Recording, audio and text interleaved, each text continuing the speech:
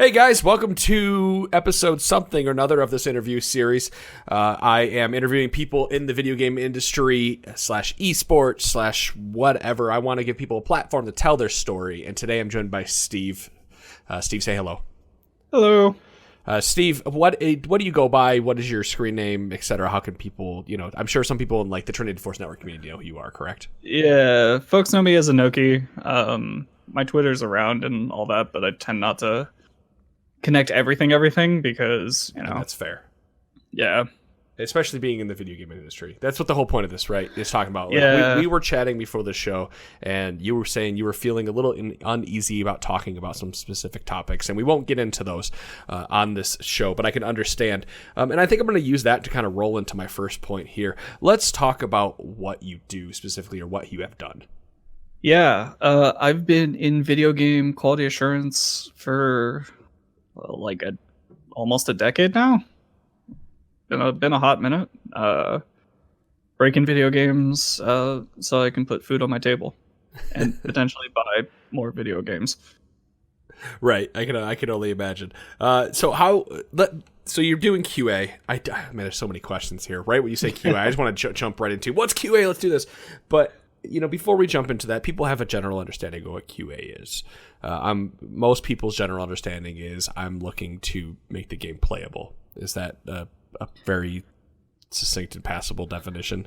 Yeah, I'd agree. It's it's pretty wide ranging, but yeah, that's kind of the core. We're trying to make a game both function and in some cases be better than whatever the first iteration was. Sure. So for the people that are out there that may want to get into QA and are listening to the show specifically for that, how did you get started in your career with video game QA? So my story's a little weird.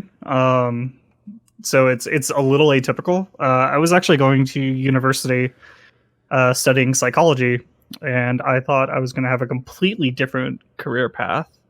I noticed that when you sent me some information about yourself, and I saw you had a psychology degree, and I was like, "That's an interesting degree to roll into this." So yeah. So what happened was basically I was talking with a friend of mine. We were shooting the shit about some video game. I was trying to get into kind of the headspace of developers, and not just developers, but shareholders, like people that are actually trying to sell you the video game, right? Sure. And I was going off and talking about it, and my buddy just kind of looks at me and he's like, I've never heard anyone talk about games like this. Have you thought about working in video games? And I kind of stopped for a second, looked at him, and said, not till just now. So I, that year, went to a game developers conference in San Francisco, went on like a single pass, came back, talked to my advisor, said, yeah, I was thinking about doing this career path. But now I want to work in video games. And she kind of just looked at me and was like, I have no idea how to help you do the thing. I'm like, don't worry about it. I'll figure it out. Right. So after I graduated, I went to school in LA. I was, looking around for jobs, kind of anything to keep me afloat while I kept looking. And I wish this was a joke. I was on Craigslist. Okay. And my first industry job was looking for testers via Craigslist. So I applied and got the job. Okay, so I have to just tell you a little bit about my story too, about how I really got bigger into like the sysadmin side really quick. My first big job I got from World of Warcraft. So I'm really not too far off from you there. Like with just random. I met a dude, I talked to him a ton. He offered me a job, 400 miles away, and I said, send me a letter with the job offer on company letterhead. And he did. I'm like, all right, I'm moving. Yeah. Right. So I mean, when you say Craigslist, it's really not much different than meeting some random person, right? Like, you take any opportunities you get. Yeah, absolutely. So I jumped at it. And a couple weeks after that, I was working night shift QA for 2K Games.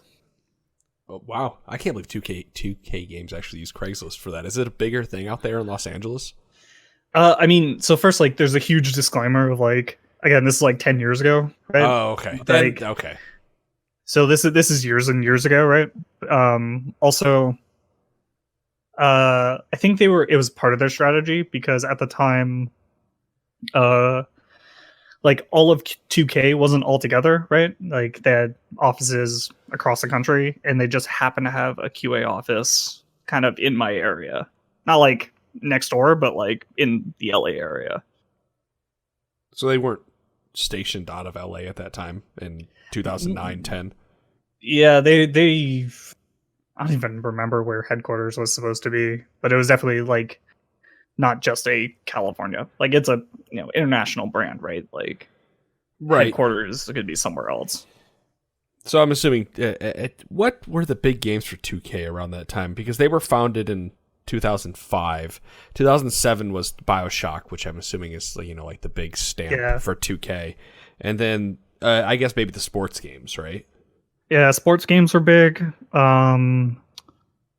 They had a bit of a strategy in a kind of shooter division, like Civ was out of 2K, Civilization. Yep. And I think they actually had the Nickelodeon license at the time. I'm actually trying to Google this as we talk. Yeah. I'm really curious about 2K, and the timelines are always fun to talk about as well because some people may not realize it, but in 2010 and maybe just a few years before, we were in kind of a, it's not a renaissance, but like the new age of the internet, right? We were still really getting into ourselves and understanding what the internet was like 10 years ago. I mean, I joined Twitter in like 2008, I think, and that was like brand new at the time. Yeah, I came in a couple years later just because of the games industry. Like people were posting on it, so okay, I'm gonna go where people work, or the working people are, I guess. Right, and I know 2K was bigger than that because they had PlayStation games, of course. They had the big NBA. I think a lot of that though 2K was the sports games, if I remember correctly, for a while. Yeah, sports was definitely big. Anyway, enough about 2K. We're not. Yeah. I was just really curious. I had never actually thought about some of these, publishers and whatnot, where they came from, what they got known for, what they had published. So anyway, you started working QA for 2K at that time. Before we get into what you were doing and everything, let's talk about QA because you spent 10 years in there. You spent just about 10 years doing QA, and you started to explain to me publisher QA versus dev QA. Can you expand a little bit more on the difference? Yeah, so publisher QA is pretty radically different than dev QA. Publisher is really focused on, granted at the time, was very much about kind of just brute force test everything, right? Basically, like, here's a game right in front of you.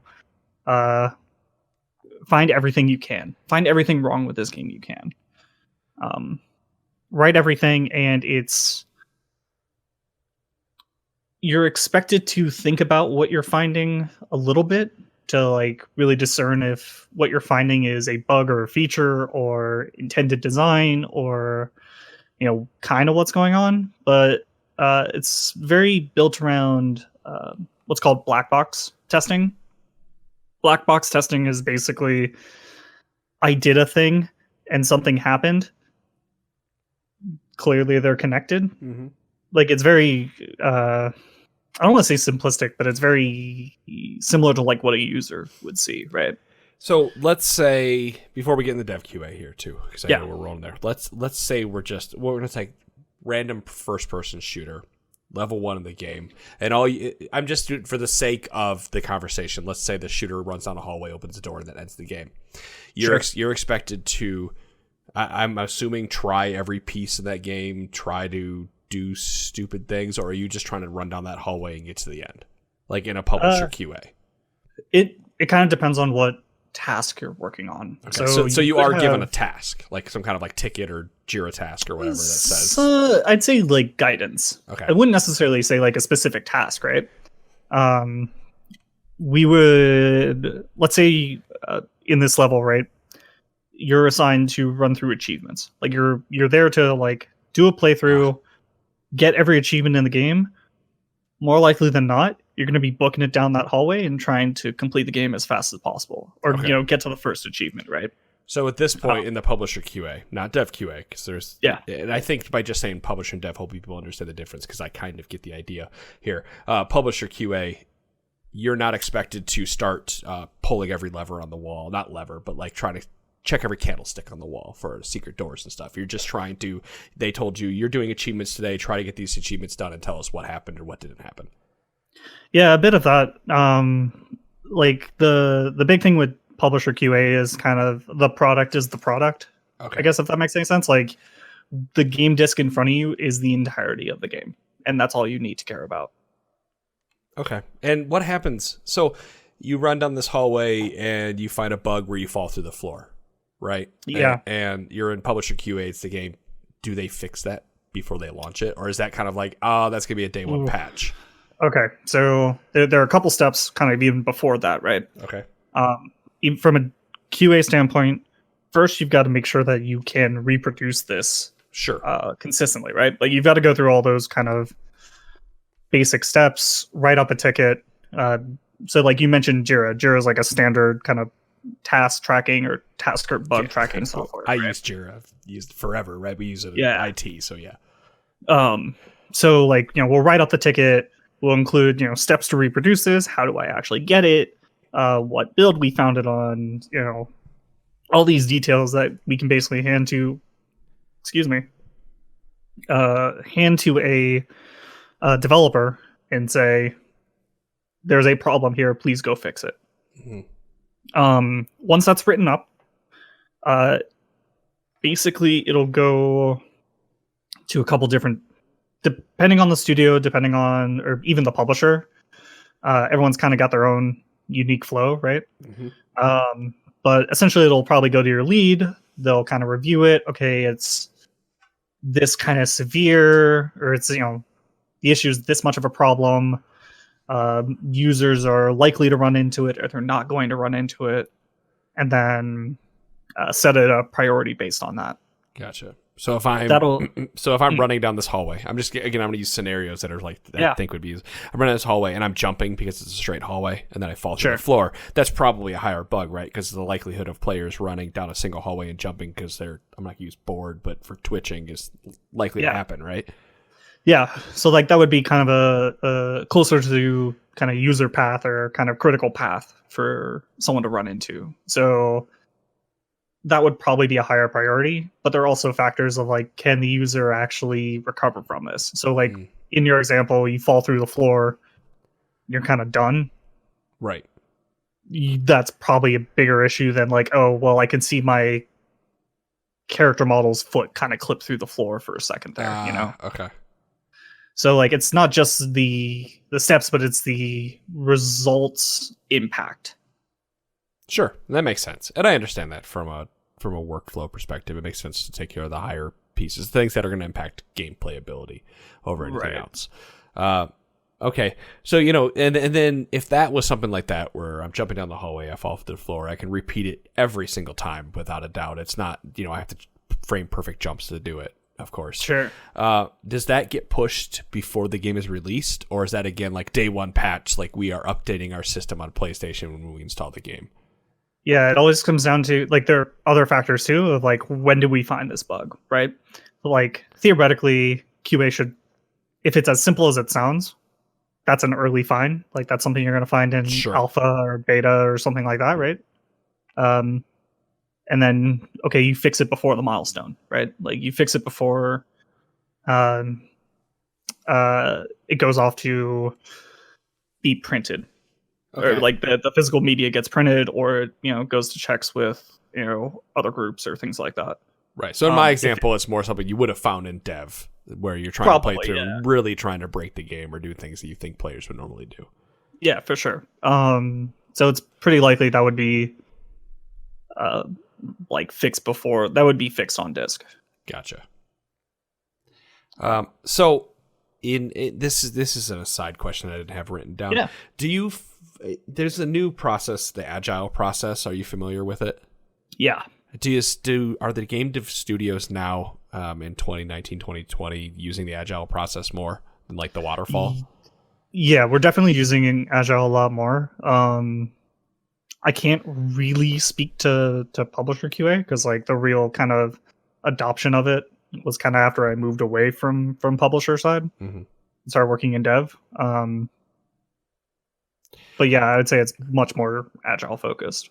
And I guess for those who out there that don't know, I'll do my best. Agile is the difference is waterfall the waterfall process was to plan out your entire project and then go work on it.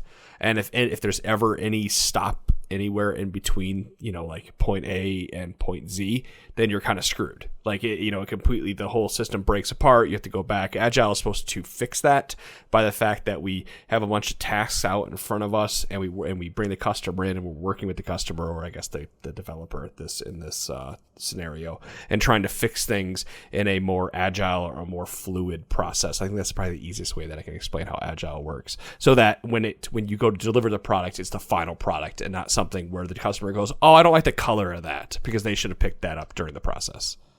Yeah, for sure. It's definitely waterfall does have some benefits I've seen, but not frequently enough. Mm-hmm. That's just my personal take on it, though. Yeah, it's kind of agile. I think the way I look at it is kind of like designing a website. Excuse me. So that way you don't just present the website to somebody and they go, I hate all this. Why didn't you tell me about this? Agile is supposed to fix that, because they're supposed to be the customer is supposed to be telling you at every point to the way what they like, what they don't like. Yeah, it takes a little bit of kind of refocusing of usually client expectations, because you have to go to them and be like, we know this is in progress. This is what we've got. Don't focus on the stuff that's not done yet, because we haven't done it. But here's what's done. This is what you can look at. Right. So enough with the agile stuff. I was just curious. It seems like it's catching on pretty well in a lot of the IT world, and I consider video games, IT, since they do work with computers. But okay, so we've talked about publisher QA, and now you've moved over into more dev QA, and that's kind of like this. And I guess from our conversation, it sounds like the scenario I presented is more dev QA. Let's talk about that. So yeah, dev QA. Usually you've got better access to tools. So going back to that example, right? Not only could you could probably still get the same results of oh, I fell through the world, or I jumped and caused a problem. But you could theoretically look at logs, the actual game outputting system logs, or examining assets in whatever your engine is, things like that. Usually have more access, but at the same time, because you have more access to kind of a greater variety of tools, you're expected to kind of synthesize it more. So going back to our old example, right? If you were on publisher QA and you fell through the world like that, kind of be like, cool, I fell through the world, wrote up a bug, bing, bang, boom, I'm done, right? Dev QA, you might be expected to kind of check, okay, maybe it's the actual asset we're using for the floor. Okay. Maybe it's the character model, right? You've got to you're kind of expected to think a little more, I guess. Sure. It's less obvious all the time. It's one of those you're given more, so you should be able to do more with it. That makes sense. You're there to make sure you pick all the game-breaking bugs out. You're there to make sure that the player doesn't fall through the world, for example, at any point in time. I could see it. Now, I want to talk about Duke Nukem Forever. Yeah. Because you told me you worked at Duke Nukem Forever, and of course, anybody listening to this, I hope they understand the history of Duke Nukem Forever. If you don't, go look it up. That was the game that was never to be released and finally was. And before we get into it, my last memory of Duke Nukem Forever is when they were pushing it really hard at PAX East, and they had the throne and the babes and Duke Nukem. Yep. You could sit there with the babes and get your picture taken, right? And they were pushing it real hard, and then the game was released, and it was just this total bomb flop, just the worst thing ever. And people tried so hard to justify it, but it just never seemed to catch hold. Yeah, so I can't talk about stories from the trenches on that, but no, of course. That one was I'm trying to remember. Can you remember QA at all from that game? Because I feel like that game came out as if it never went through QA, right? Yeah. So here's the thing. I actually kind of disagree with that statement. Okay. And that's what we're here for, because again, I'm just a normal guy, and this is what I think, and I want you to, tell me, please. Yeah. So like with that one, I think a lot of the problems people have with the game, like it's not quote unquote fun. Like it looks ugly. All these kind of subjective statements, right? They're all these like, this doesn't look great. Mm-hmm. But the stuff that like I remember, really kind of thinking about and really kind of pushing for is like game's not crashing. The game's, whatever the designer, whatever folks wanted this game to do, the game is doing that. Okay. I'm like trying to think of ways to take like your time. You're fine. I know I don't want you to put yourself too far out there either. So yeah, it's one of those things that like I'm trying to gauge like. Well, then instead of specifically Duke Nukem, can we just talk about QA in general and what the community thinks QA is like? Because again, I don't want you to go into too much, but I'm sure that you see it a lot of times on forums, and I think I said this the same last time I interviewed somebody, was that people they attack the developers, and they attack people and say, my 5-year-old could have done this better, or I could have found this bug while it was happening. So through the QA process, besides the fact that it takes 10,000 people to find a bug, because 10,000 people have to play the game differently than just the small dev team does. I guess my question is, what's the difference between dev QA and you're doing your QA stuff, and then all these players hitting out there and then yelling at you about something they thought you should have caught? Yeah, so something that I always like using this analogy because I think it's pretty apt. Let's say you've got, I'm going to just use kind of generic numbers, but it'll work for the illustration. Like, let's say you've got a week, let's say a month of 9 to 5 work, right? So we're talking 8 hours a day. Sorry, I'm actually doing the math in front of me because I've added numbers. 8 hours a day, 5 days a week, about 4 weeks in a month, so 160 hours per person, right? Mm-hmm.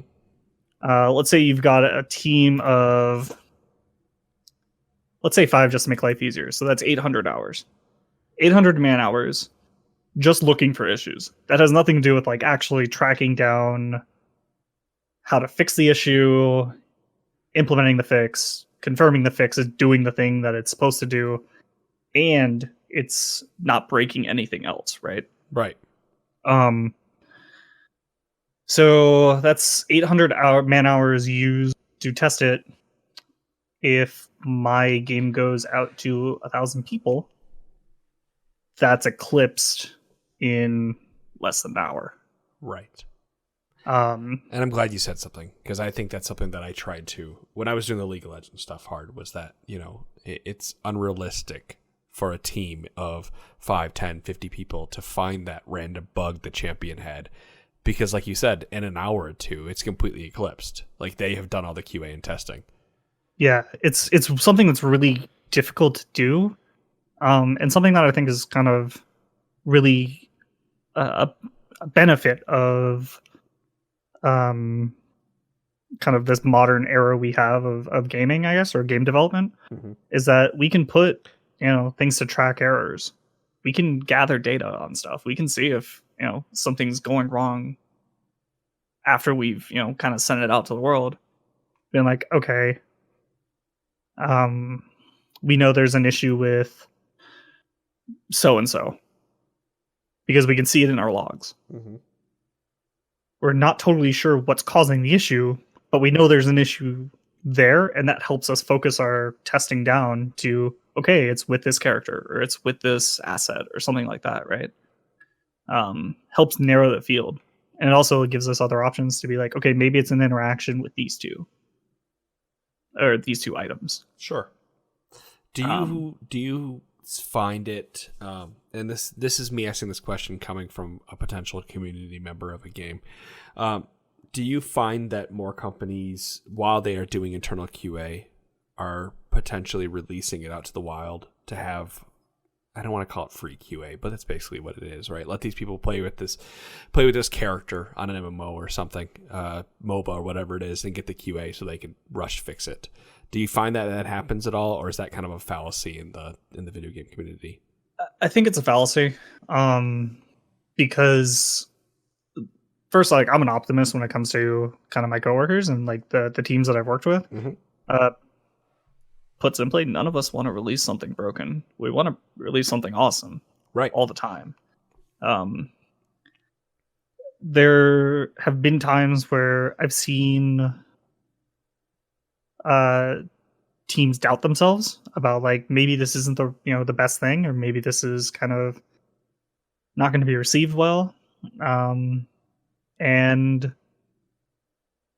instead of putting it kind of in your live game, right? So like, I don't work for them, so I'll use them as an example. Like Riot's got PBE, right? Mm-hmm. They have their test environment that kind of anyone can hop on and give it a try, and they kind of point out like, hey, this is stuff that we're thinking about, but we're not going to put this on live and make this impact quote unquote real users, right? Right. They can use it as their experiment ground and stuff like that. I'd say that it would never be intentional. Okay, so Riot isn't going out there and saying, we're releasing this broken champion, find the bugs for me, but they're not, of course they're not coming out and saying that, but you don't believe that that's how people... Again, I think I do believe, I'm the same with you, I believe it's a fallacy in the game community. I believe people just find a reason to say, oh, Zoe is broken in League of Legends, right? And this is why. Yeah, I think it's also kind of, it's something that I think I've noticed with kind of the gaming community as a whole, where like, for lack of better phrasing, dudes just want to flex, right? They just want to flex on like their opponents, their friends, developers they don't even know. Do you believe it's the and I can never say it, anonymity of the internet that allows players to feel like they have more power than they actually do when they're trying to flex? Yeah, I think it's definitely a thing. I don't think it's entirely that, because I've had interactions with people in the real world. Like you work on. I had somebody after they found out that I worked on a project. They would never shut up about it. Of course. To me, they were consistently complaining to me about game balance. Oh, I hate this. It's terrible. It's so unfun. And meanwhile, I'm like kind of smiling, nodding, and being like, unless you've got like real deep and powerful opinions on how certain companies like give to or like use terminology for like their hardware, I can't help you, dude. I'm not part of the balance team, right? Like, yeah, I'm not part of, like, it's it's memed about in League 2, right? Where it's like not everyone that works at Riot is on the balance team, right? Yeah, I could see that. I could see that being obnoxious, and I hope that anybody listening doesn't do that or doesn't feel that just because they found somebody. Riot's probably the easiest one right now to point fingers at, right? Because they're really pushing this whole let's be on social media, interact with people type of thing. And you get the Skins team out there and then they start yelling at them, why does Graves not have a cigar or whatever it may be? And the Skins team's like, I work on skins. I don't work on, that piece of it. I don't work on why Graves smokescreen does what it does. I don't know. I don't have a good example, but I think people are following me. Yeah, it's one of those like weird situations where like, I've had conversations with, people and said like, for lack of better phrasing, dude, I just work there. Yeah, I just go and get my paycheck, bro. Like I do love what I do. I love the teams I've worked with, like for sure, right? But like, it's strange for people to think that what they escape from work with, like our games or something, is what I work on. Right. Right. Where it's like, cool, I just finished, anywhere from like 8 to 12 hours working on something, right? I kind of don't want to see it for a good 7 hours or hear about it for a good 7 hours. Right. I understand. Yeah, no, I can feel you. It's I think it's similar in a lot of respects in other industries as well. So, to move this a little forward, you spoke to like the lifestyle. You said you work, anywhere between 7-12 hours and whatnot. What's it like the lifestyle of a QA? Ooh, it always depends studio to studio. I'm just gonna put that out there. Sure. Publisher QA. Can I caveat this a little bit too? Yeah. Because I see a lot of stuff get retweeted all the time about. I think I just saw something the other day where someone tweeted where I don't even know who the fucking person was. I should mute that. I don't even know who the person was who said that. That they were like, this is game design in 2019, 2020, whatever, where everybody is under the gun all the time and expected to work tons of hours and not get compensated for it. I'm trying to figure, is there truth to that? So here's the secret with QA. Which I realize will make us kind of look. Let me think about this. You're not a developer. You're QA, right? Is that not what just it comes down to? So like I have a set work week or whatever, but by extension, they're trying to get everything right the first time, so they don't need me to do crazy overtime. Sure. So that's just extra money. We got to spend the money, right? Right. Like, as much as I want to make all this money, I want to go home and sleep, man. Like, I want to go home and veg out, watch The Witcher on Netflix, right? Yeah. Like, I just want to be a dude. Yeah, you just want to be a human being, with something that resembles a work-life balance. Okay. That being said, something I've noticed, and I think this is more changing times, but again, like I kind of left publisher QA like 5 years ago, maybe something like that. Mm-hmm. So it might be just where the industry is going on all sides, or just a difference between dev and publisher. Most devs I've worked with don't want to crunch. I don't think most people do want to crunch, right? They don't want to make other teams crunch either. Mm-hmm. Like, it's not just like, cool, dev, finished a 12-hour day and, they punted it over to QA, who's going to be there for a couple more hours, or it's not, it's not. I think this is actually part of the reason that like Agile's actually taken over and taken a big thing, where it's like an old waterfall methodology, right? QA is kind of just waiting for the good graces of the devs to deliver something to you. Now it's like, cool, I could work on, this thing that I've got to take a look at that's coming out this week, or, something's got to go out tomorrow, so I got to prioritize that. While like the other guys are finishing their stuff for me later this week. Sure. The flexibility helps. Okay. Well, no, I think you've talked about it more than less, and without actually being a video game developer, it's hard to answer that question, because I think that's more suited for somebody else who's a different seat in the industry. But okay, so I want to go back to this QA and the testing. I know we're spending a lot of time on it, but I find it interesting and fun. Do you, doing dev QA, when you're given a task, are you ever given the task of, figure out how to reproduce this issue, and then you're spending 8 hours in the same game doing the same thing over and over again? Yeah. It's just a simple, yes, I am Dora, and I'm jumping over this river, and I keep falling down, and I can't figure out why the hell I can't jump over that river. I mean, like, there are limitations, right? Like, theoretically, we've got some kind of debug tools, or some kind of way to like, or even a save state after something like that, right? Right. Well, yeah, logs help a lot, right? Like, you can look at different pieces that are going, or whatever's running in the background. Right. So it's like the simpler the game, the more, like, I feel like the less time you can spend on it, because you'll just run out of ideas. Like, you hit that point of like, cool, I've tried jumping this way. I've tried the running jump. I've tried the standing jump. I've tried the double jump. I've tried, every combination, right? Mm-hmm. And you're just like, I got nothing. Like I literally have run out of ideas. It happens, and something that I've kind of found is like being part of a QA team. So I've done solo QA. I think that's fair to say. I've done work on games where I was the guy. And I actually found it harder than doing it with a team because you don't have like that sounding board. You don't have that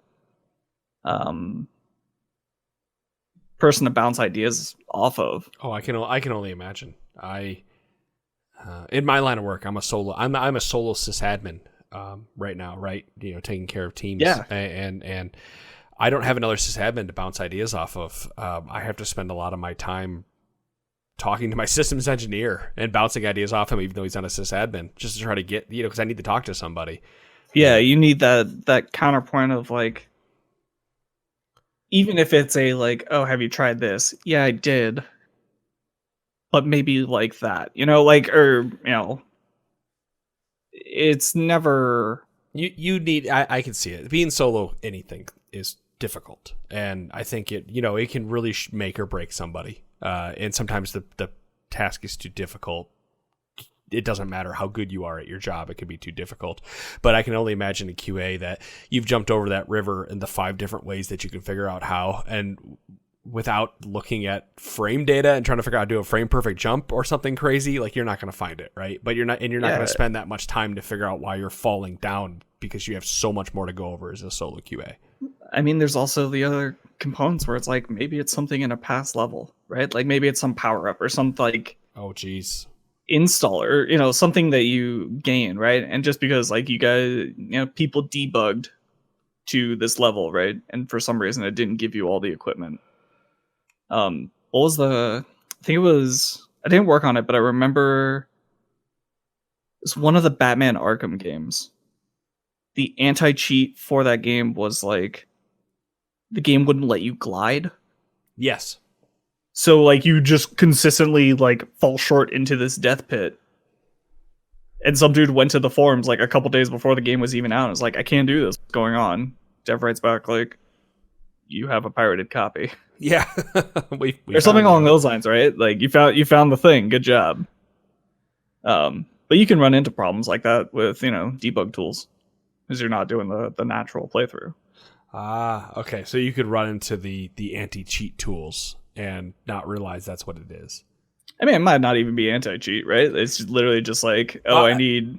Anti-cheat was the best way for me to explain it, because obviously he's not cheating if he's pirating the game, but some kind of anti-tool that's put into the game. Or no, it might not even be... What I'm trying to say is that's not necessarily like something programmed by the engineer to like prevent you from progressing. It's literally just built in a way that you're not supposed to not have the items. Sure. Okay. Like, I'm trying to think of a good random example. You're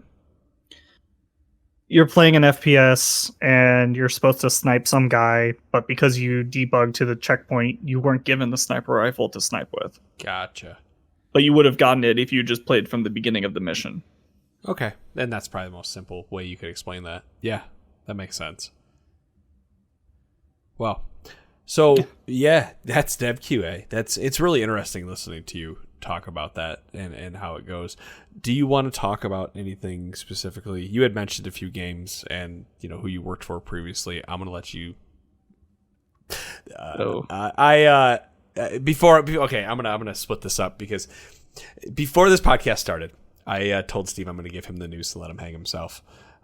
Basically, so you had given me information about previous companies and games that you'd worked on. Do you want to talk about any of those, or any kind of like anecdotes from those games, or something that people I don't know may or may not? Yeah. So here's the real kind of tricky part in just the games industry in general, and maybe this is something that like should have brought up well in advance, but like there's a lot of NDAs, like non-disclosure agreements. There's a lot of Oh yeah.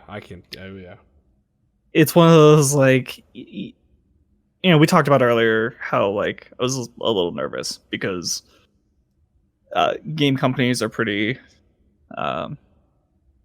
protective of their stuff, and right? as they should be. Absolutely. So it's one of those weird kind of situations where like it's cool to talk about my process, and like I'm in this like weird position where it's like I don't like hiding what I do or what I work on, but it's You also just can't talk about it. Yeah, I can't talk about like the product, Then to transition a bit, let's talk about your future in QA, your future in game development, and potentially what you would have done differently in the past. Yeah. So I think it makes more sense to start with what I would have changed in the past, right? Sure. I think I spent a lot of time in publisher QA, and in retrospect, I would have liked to make the dev side jump sooner.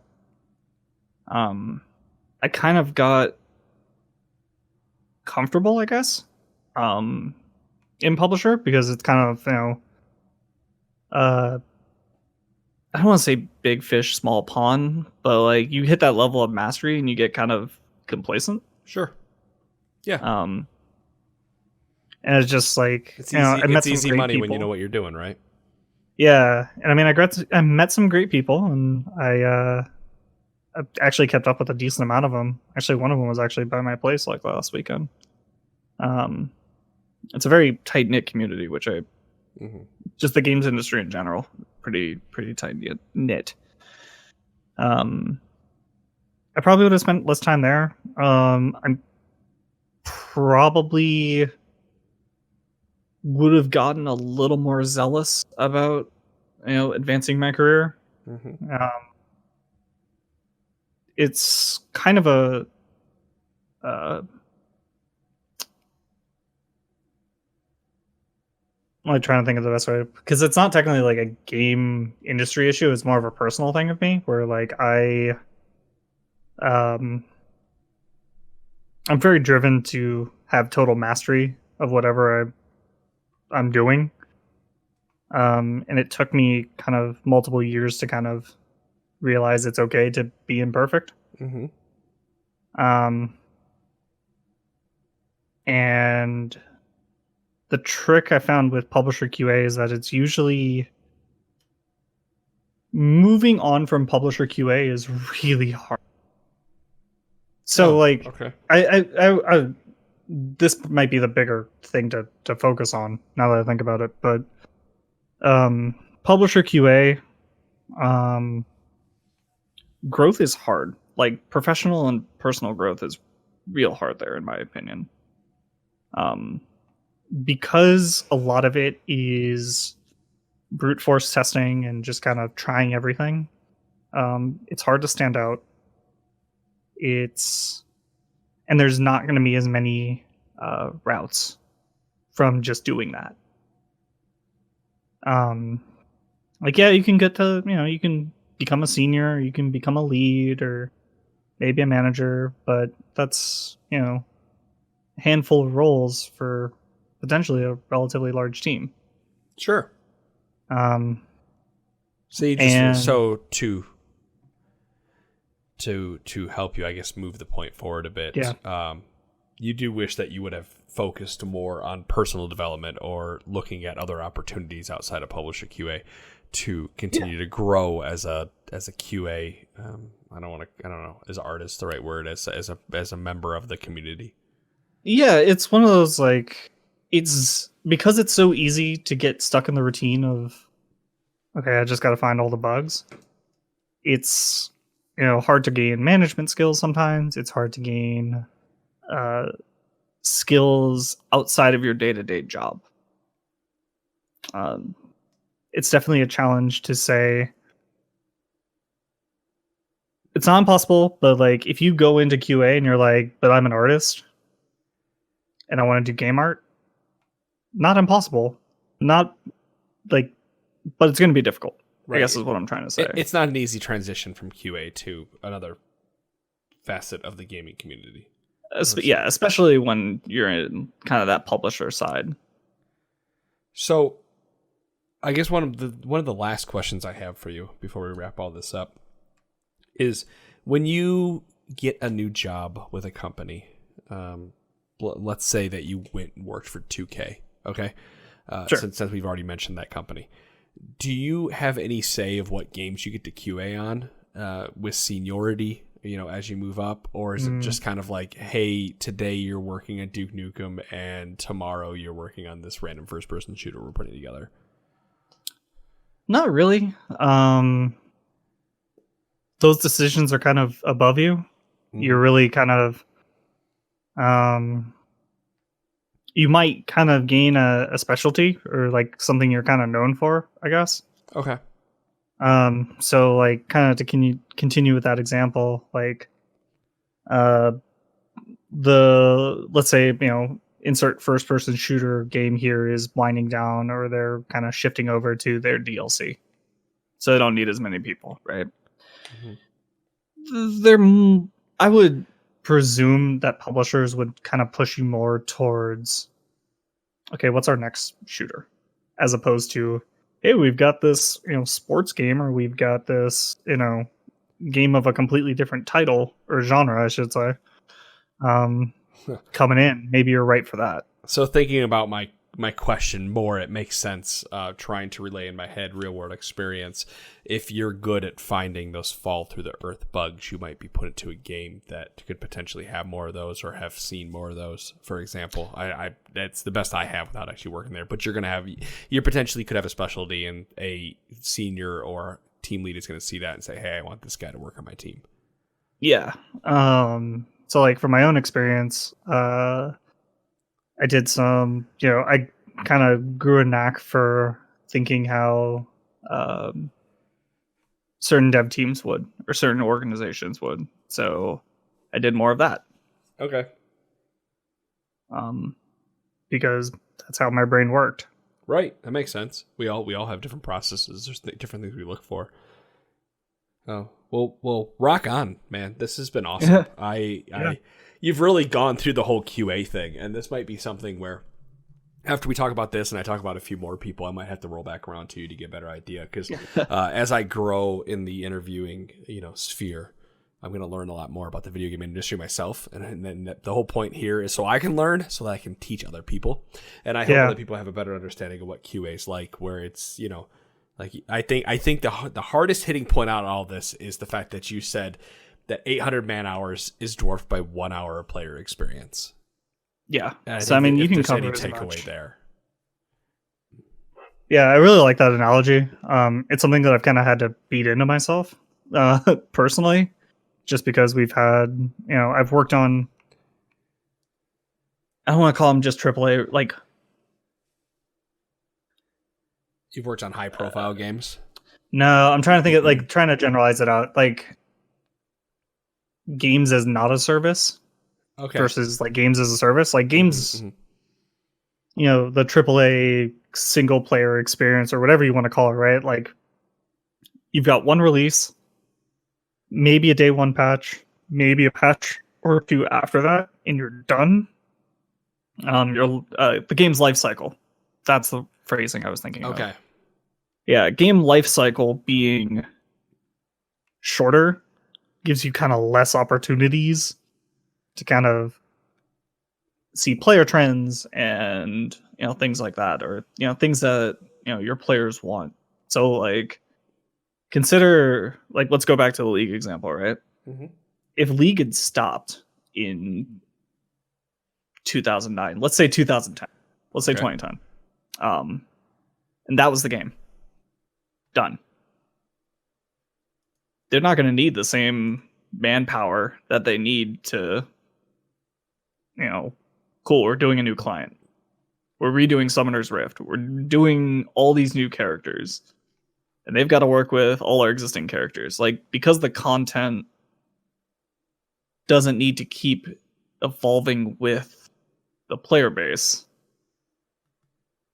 QA's, I wouldn't say easier, but it's more compact. Gotcha. Like, it's the one, cool, the game is done. it is shipped. It is gone gold. We are mission complete. Gotcha. Okay. Well, I think that sums it up pretty well. Steve, I appreciate it, man.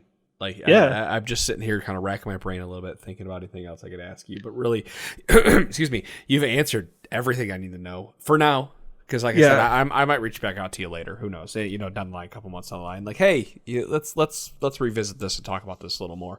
Now that we're a little more comfortable too. But other than that, is there any final thoughts? Anything you want to say? Anything you want to say to the community without putting a target on your back?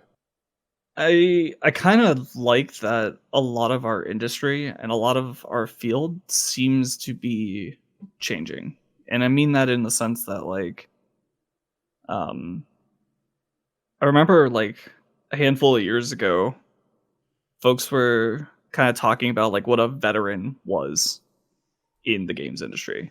They were like, 5 years. 5 years and, like, you're a grizzled old vet.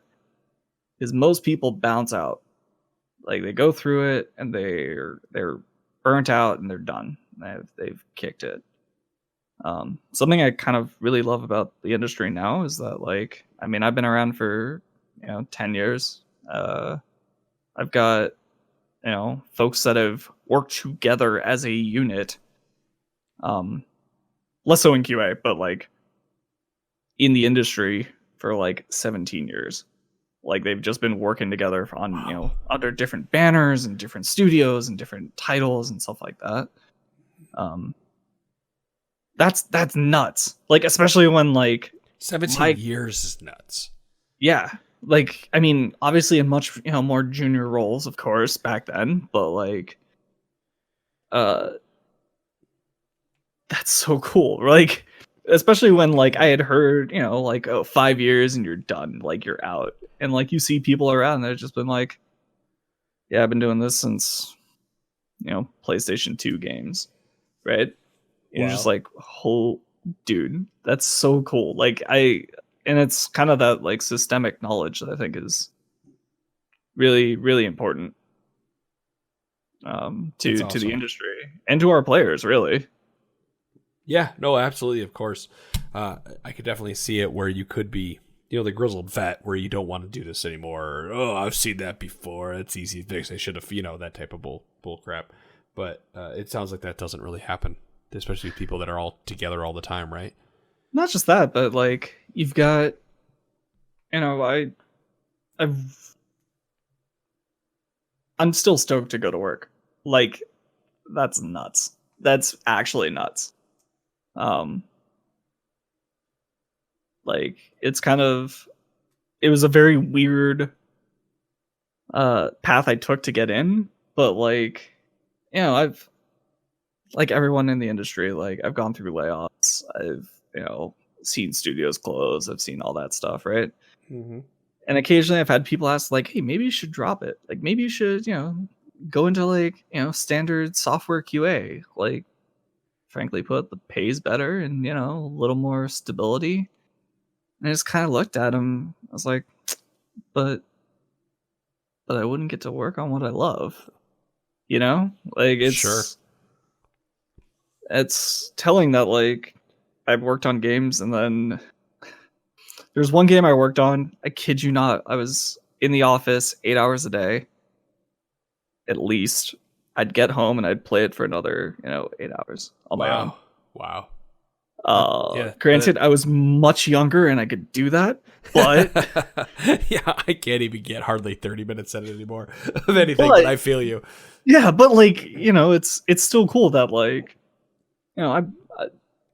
the stuff I work on now, I still get to, like, I still get jazzed playing it. I still get hype when, like, our players see something cool. Awesome. Well, rock on. Well, I'm going to end it there, Steve. I think that's, that ends it up, guys. Thank you for listening. If you have any comments, AdamC at trinityforcenetwork.com. Email me. I'll pass them along if I feel they're good. You can always email me and say something about Steve or about his performance or any questions that you have for him. I'll pass them along. No guarantees on answers and no guarantees I'll pass anything along exactly, just because some people, like he said, like he said in this, he's got NDAs and he wants to keep his anonymity. I don't ever say the damn word. But I like having a job is basically the situation. But feel free to email me because I can read it. I have no NDA, and if I feel that he should be, that he should read it, and then he'll decide if he wants to answer it. Either way, there we go. We're gonna end that, guys. Thanks for listening, and we will see you all next time. Have a good night.